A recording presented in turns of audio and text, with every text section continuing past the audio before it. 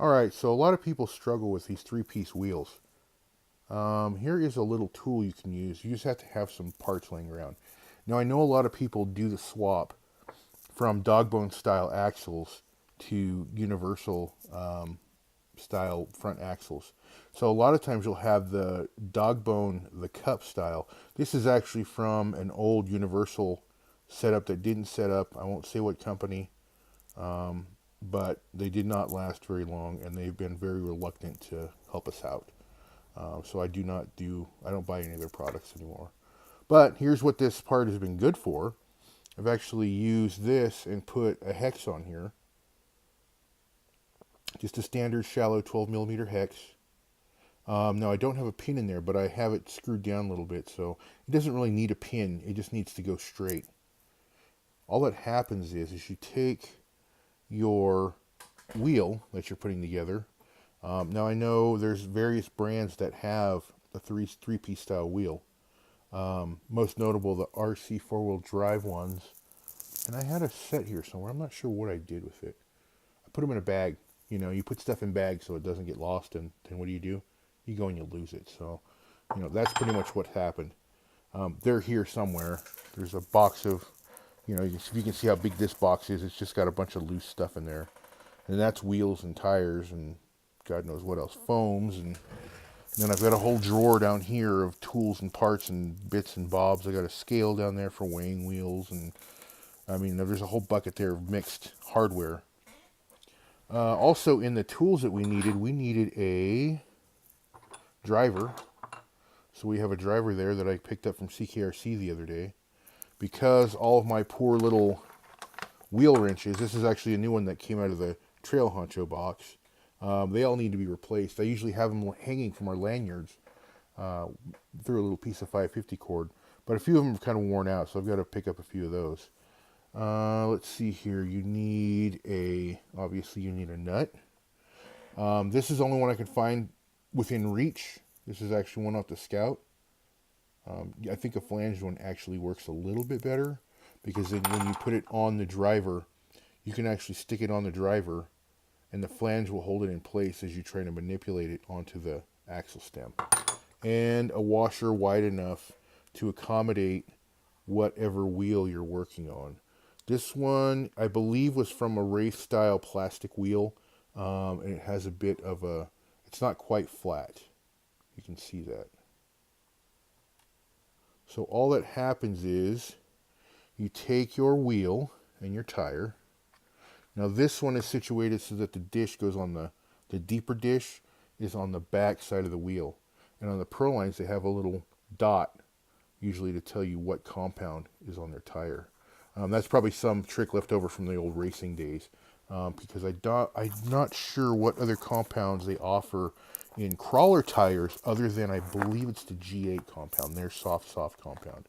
So mostly you'll see, that colored dot on Proline tires just to kind of delineate what compound it is.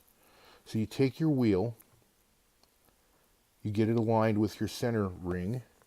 Make sure you got plenty of room for your outer rings. And then you line everything up. I might cut away here in a sec just to get everything aligned, and then, magic of film will come back. So you get your wheel together. Just for demonstration's sake, what we're going to do is we're just going to drop this on here, on this axle stem. And if you see, let me get it lined up. Just for demonstration's sake, you can see that axle stem sticking through. I'll be right back. Give me just a second. Alright, so I got that lined up. I did forget one pivotal little tool. This is an old driver that if you look at it, it's pretty beat up. It actually had stripped out a bit a while ago. If you look at it, it's got a pretty good bow in it as I spin it. But just because it's stripped out a little on the head doesn't mean it's useless. I've actually used it as an alignment tool and an awl and a cleaning stem and all kinds of crap. I've used it for whatever I could think of. It's actually come in pretty handy to keep it. So what we've done is used it as an alignment tool to stick through and actually align all the little holes because you have holes on this wheel. You have holes through the rear ring, you have holes through the middle, and you have holes through the front on this little beauty ring on the outside. Now, I believe on the RC four-wheel drive ones, you only have, oh, I forgot, obviously the center hole you have to line up also. Now, on the RC four-wheel drive ones, I believe all you have is on the outer ring, the hub, and then the front ring. You don't have, you have a hollow ring that goes on the inside in the middle. So that's a total different, bit of alignment. I think it's a little bit easier than this one, but these ones just had a look about them that I had to have them. I wish I had better lighting. I'll move it around a little bit. If you look through these little kidney bean holes, it actually looks like there's a wheel drum in there, like a brake drum through the wheel. It's just a cool look.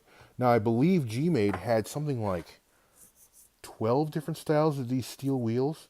The inside ring is like a pot metal.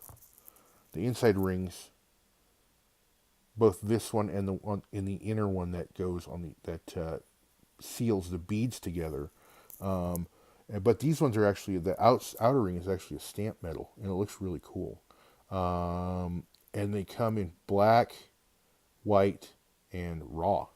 So if you got these raw rings, or excuse me, these raw outer wheel, you actually have one that will rust over time. Or you could actually put some salt water to it and rust it yourself. Or paint them lightly and have them rust over time underneath the actual light paint that you put on the outside. So it's a cool little setup. I wish they were a little bit easier to put together. Plus, and I'm not going to knock any company in particular, because it's got to be a hard thing to make a wheel that fits every tire. But Proline and Pitbull both have extremely thin beadlock or seating areas for their beadlocks on their tires. And where these beads sit, it's pretty thin. Now, it's improved over time, but if you match a thin bead with a really soft compound, it gets kind of difficult to mount tires. So when you're mounting tires into wheels that are extremely soft, and these wheels, especially in a three-piece like this, where any little bit of a tweak from one side to the other will undo the bead, will unseat it, using a really soft tire is not a fun thing. Now, I have some boggers down there. Boggers will mount to pretty much any wheel you can possibly think of, because they're a really thick bead and a harder compound. But, again, they're a little bit too tall of a tire. They're about the size, if not a little bit bigger, than these Mad Beasts are. So hopefully this helps. If you can make your own little tool from parts like this, what it'll do is what you do is you end up sucking down this wheel with your wheel wrench, and when you spin this down on this axle stem, it actually seats the wheel evenly all the way around. So as you spin this, as you seat it down, here, I'll see if I can get in here close enough. Bear with me, I've got one hand and no tripod for my phone here. But as you spin this, it's actually seating down on this wheel pretty even. Now, there's no guarantee it's going to seat down evenly and stay there, but there's less instance of it unbeating than there is if you try to do this from putting one piece of hardware and putting it all in and tightening one at a time all the way around the ring. This is actually going to even it up quite easy. After this is tight enough, all you do is you start sticking your hardware through whichever way you're going to stick it through, tighten it down. Now, you probably do want to tighten it in an even pattern. Start off in a star pattern, just like you would on your car. If you were to mount this on your car, in real life, you would put your lug nuts on in a star pattern, and then you'd start putting the opposing ones in a star pattern, and then tighten them all down as evenly as possible so that you get an even seat. Once you get them down far enough, you'll feel that this nut is actually sitting in there loose. This whole axle stem is sitting in there just loose enough to loosen up the nut and pull it out. So if you ever have a problem, give it a try. All you got to do is find some spare parts and a little bit of hardware. Get your tools out and give it a shot. I'll catch you later.